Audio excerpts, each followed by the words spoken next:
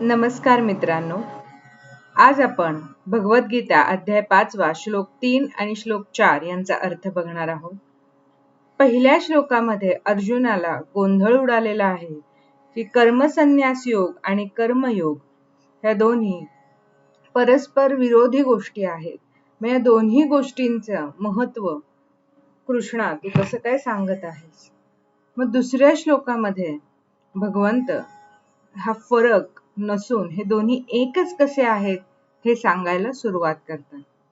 आणि मग ह्याच श्लोक 3 आणि श्लोक 4 मध्ये कर्मसन्यास योग यामध्ये जिथे कर्म करूनही माणूस बंधनात अडकत नाही असं सांगायला लागतात. बघूया श्लोक 3. श्री भगवानुवाच ज्ञेयः स नित्य संन्यासी यो न द्वेष्टी न कांक्षती निर्द्वंद्वो हि महाबाहो सुखम बंधान प्रमुच्यते. हे महाबाहो, अर्जुनाचं दुसरं नाव. हे अर्जुना, जो कोणाचा द्वेष करत नाही आणि कशाचीच आकांक्षा करत नाही, इच्छा करत नाही, त्याला नित्य संन्यासीच समजावे.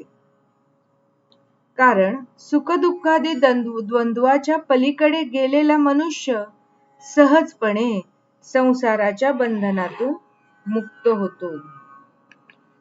म्हणजेच आता बारकाईने बघूया की द्वेष आणि आकांक्षा हे सगळं कशातून निर्माण होतं, तर आकांक्षा म्हणजे अपेक्षेतून निर्माण होतं.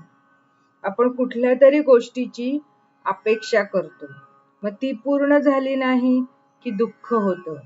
ती आपल्या समोर दुसऱ्या कोणाची तरी झाली की हेवा वाटतो, मग त्यातून द्वेष निर्माण होतो, मत्सर निर्माण होतो, राग येणं. हे सगळे एकमेकांशी जोडलेले मनाचे रोग आहेत. आणि जो माणूस या सगळ्याच्या पलीकडे गेलेला आहे, इथे डायरेक्टली दोन सांगितलेले आहेत, अपेक्षा आणि द्वेष. मग तसं आपण कोणाला विचारलं की तुम्हाला कोणाचा द्वेष आहे का, तर ऑब्वियसली सगळे असंच म्हणतात की मी कशाला कोणाचा द्वेष करेन. पण तो द्वेष कशातून निर्माण होतो, तर अपेक्षेतून. जसं मी सांगितलं की अपेक्षा होते, मग ती पूर्ण नाही झाली की दुःख होतं. मग तीच अपेक्षा, आपल्याला प्रमोशन हवंय समजा, आपलं नाही झालं, दुःख झालं, पण तेच आपल्या कलिगचं झालं, मग आपल्याला त्याच्याबद्दल राग येतो, अरे तो तर काही कामच करत नाही, मीच सगळं काम करतो, त्याचं कसं काय प्रमोशन झालं. राग, मत्सर, हो त्यालाच मिळतं कायम. द्वेष. मग हे सगळे जे एकमेकांशी जोडले गेलेले मनाचे विकार आहेत, त्याच्यामध्ये जर आपण अडकून बसलो तर आपण जे काम करत आहोत त्या कर्माच्या बंधनात आपण अडकणार. आणि जर आपल्याला यापासून मुक्त व्हायचं असेल, कर्मसन्यास होणं म्हणजे फक्त संन्यासाचे कपडे घालून बसणं की आता आजपासून मी काहीच करणार नाही, या जगाशी माझा काहीही संबंध नाही, असं नाहीये. श्रीकृष्ण काय म्हणतात की खऱ्या संन्यासी तोच आहे की ज्याने घरदार सोडलाय, तो तर आहेच, तो नाही असं नाहीये.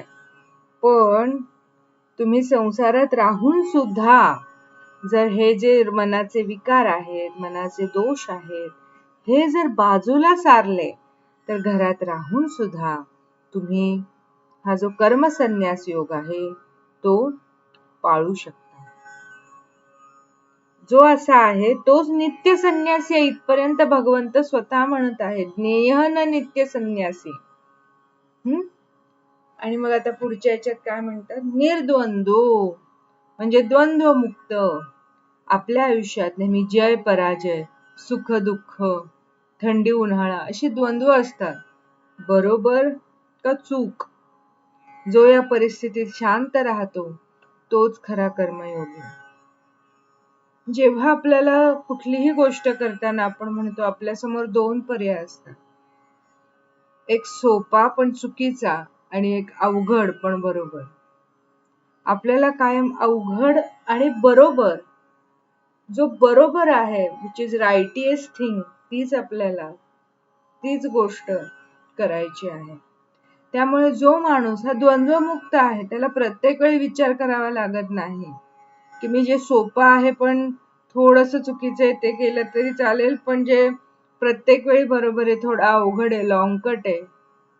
मग आपल्याला शॉर्टकट घ्यायचा आहे चुकीचा की लॉंग कट घ्यायचा आहे जो बरोबर आहे, असं आपल्या समोर कायम द्वंद्व असतात, चॉईसेस असतात. आणि आपण जो चॉईस निवडतो, जो आपण पर्याय निवडतो, त्याच्याच परिणामांमध्ये आपलं पुढचं आयुष्य हे जाणार असतं. पण असा जो माणूस आहे, इथे भगवंत काय म्हणतात, या दोन्ही गोष्टींमध्ये, हे दोन्ही चॉईसच्या पलीकडे जो माणूस आहे, जो सगळ्या परिस्थितीत शांत राहतो, जर त्याला यश मिळालं काय, अपयश मिळालं काय, जय मिळाला काय, पराजय मिळाला काय, सुख मिळालं काय, दुःख मिळालं काय, तरी तो या परिस्थितीत शांत राहतो, तोच खरा कर्मयोगी. आता आपण रोजच्या जीवनातील उदाहरण बघितलं तर आपण घरात काम करत असतो, आपल्याला अपेक्षा असते की मी एवढं 2 तास घालून एवढं स्वयंपाक केलाय, माझ्या स्वयंपाकाची तारीफ करावी, माझं कौतुक करावं. ऑफिस असेल तर वाटतं मी एवढं मरमरून काम करते किंवा करतो, या वर्षी तर माझं प्रमोशन झालंच पाहिजे. मग हे जे आपण सगळं मनात पकडतो किंवा अपेक्षा धरतो, मग आपण या कर्माच्या बंधनात अडकतो. मग तसं झालं नाही की मग दुःख होतं, मग चिडचिड होते, मग वाद होतो, मग मनाची शांती बिघडते, घराची शांती बिघडते, कडवटपणा येतो, मग त्याच्यातूनच स्ट्रेस येतो, आपण तणावात राहायला लागतो. मग आता या सगळ्यातून आपल्याला बाहेर पडायचंय. आपण एका दिवसात कर्मसन्यासी होणार आहोत का? तर नाही. मग रोज हळूहळू आज एखादी तरी गोष्ट अशी आहे की जी मी मनापासून करेन. स्वयंपाक करणं हे माझं काम आहे ना, मग ते मी चोख करीन. मग कुणीतरी मला वा म्हणेल, कुणीतरी माझं कौतुक करेल म्हणून मी हे करतेय का? तर नाही. माझ्या कुटुंबाचं पोषण व्हावं, माझी एक जबाबदारी आहे, मी ते उत्तम करीन, चोखपणे पार पाडेन. मग कुणी कौतुक केलं काय, नाही केलं काय, मी त्यामध्ये माझी अपेक्षा ठेवणार नाही. अशा छोट्या छोट्या गोष्टी आपण मनात ठेवल्या ना, मी एवढं करते, कुणी लक्षच देत नाही, कुणी बोलतच नाही, कुणी दखलच घेत नाही, झालं. बसलो आपण त्या स्ट्रेस मध्ये अडकून की माझी कोणी दखलच घेत नाही, झालं. मग आपल्याला दुसऱ्या दिवशी करताना पण आता करावं लागतंय म्हणून करतोय, अशा पद्धतीने आपण जर काम करत राहिलो तर त्याने फक्त आणि फक्त आपल्याला ताणच येणार आहे. त्यामुळे या तणावातून आपल्याला मुक्त व्हायचं असेल तर जे माझं काम आहे, माझ्या वाट्याला आलेलं काम आहे, ज्ञानेश्वरीमध्ये खूप छान शब्द आहे, विहित कर्म. जे तुमच्या वाट्याला आलेलं काम आहे, विहित कर्म आहे, ऑफिस मध्ये आहे ना, मग तुमचा बॉस जे काही तुम्हाला सांगेल, असाइन टास्क हे करा ना, त्याचेच पैसे मिळतात आपल्याला. मग मी थोडस चांगलं काम केलं, चला मला लगेच थँक्यू पाहिजे, मला लगेच प्रमोशन पाहिजे, का अपेक्षा? मी जे जे काम करत आहे त्याचं फलद्रूप जेव्हा वेळ येईल तेव्हा मिळेल ना मला, पण मला आत्ताच या इयर मध्येच मिळालं पाहिजे, माझं कौतुकच झालं पाहिजे, मला अवॉर्डच मिळालं पाहिजे. नाही मिळालं की मग स्ट्रेस, मग का मला ते चांगलं नाहीये तरी मला करावं लागतंय, मला पैशांची गरज आहे, EMI आहे, झाला स्ट्रेस आला, मग आपलं मन मारून काहीतरी करत बसायचं, कडवटपणा ठेवायचा, हे बरोबर नाही. आपल्याला या तणावातून मुक्त व्हायचंय तर फक्त आणि फक्त आपलं काम ही एक प्रार्थना, ही एक आपलं देवाने दिलेलं काम म्हणून करत राहा. बघूया पुढचा श्लोक. श्री भगवान उवाच सांख्य योगो पृथक बाला प्रवदन्ति न पंडितः एकमप्यस्थितः सम्यक भर्यो विंदते फलम. हेच सांगितलेलं आहे. अज्ञानी लोक सांख्य आणि कर्मयोग यांना वेगळं वेगळं मानतात, पण पंडित लोक जे आहे, जे ज्ञानी लोक जे आहे, ज्यांना ज्ञान आहे, असे यापैकी कोणत्याही एका मार्गावर नीट चालणारा मनुष्य दोन्ही मार्गांचे फळ प्राप्त करतो. हे जे दोन वेगळे वेगळे योग आहेत, आपण मागच्या 4थ्या अध्यायात बघितलं की कुठल्या कुठल्या प्रकारचे योग असतात, कुठल्या कुठल्या प्रकारचे यज्ञ असतात ज्याने भगवंताला प्राप्ती आपण करून घेऊ शकतो. पण या सगळ्यामध्ये जो श्रेष्ठ आहे तो कर्मयोगच आहे. भगवंत कुठेच आपल्याला म्हणत नाही की कर्म संन्यास घेऊन तुम्ही फक्त कर्म सोडा आणि फक्त माझं नाव घ्या. नाही, तुम्हाला जे दिलेलं हे सगळं ते अर्जुनाला सांगत आहे की तुझं आत्ताच कर्म काय आहे, तू युद्ध करणं. तू मग त्याचा बाकीचा विचार करू नको. तुझ्या वाट्याला जे आलेलं आहे ते चोखपणे कर. त्याचा भ्रम दूर करतात की अर्जुनाला काय वाटत होतं की कर्म करणं आणि संन्यास घेणे या दोन विरुद्ध गोष्टी आहेत.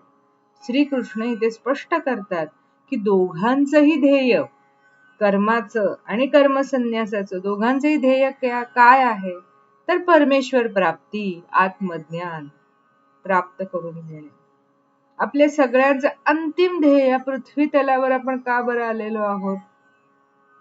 मग आपण मनुष्य योनीतच का आलेलो आहोत? आपण पशु योनीत, बाकीच्या योनींमध्ये का नाही आहोत या जन्मात? तर जर आपण मनुष्य योनीत आलेलो आहोत तर आपलं जे ध्येय आहे हे परमेश्वर प्राप्ती आहे. साधना करणं आणि परमेश्वर प्राप्तीकडे जाणं हेच आपलं ध्येय आहे.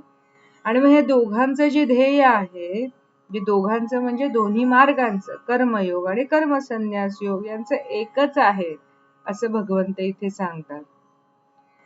एकच फळ आहे. जर तुम्ही ज्ञाता आहात पण कर्म करत नाही आणि कर्म करत आहात पण ज्ञान नाही, तर प्रगती कठीण आहे. तुम्ही योग्य ज्ञानाने काम केलं तरच तुम्हाला दोन्ही मार्गांचं पुण्य मिळेल. आता थोडक्यात एक उदाहरण सांगते हे समजायला. आपल्याकडे ज्ञान आहे, आपल्याला एका अमुक ठिकाणी जायचंय, आपल्याकडे मॅप आहे, नकाशा आहे. नकाशापेक्षा मॅपच जास्त जवळचं वाटेल. आपल्याकडे मॅप आहे पण आपल्याला गाडी चालवता येत नाहीये.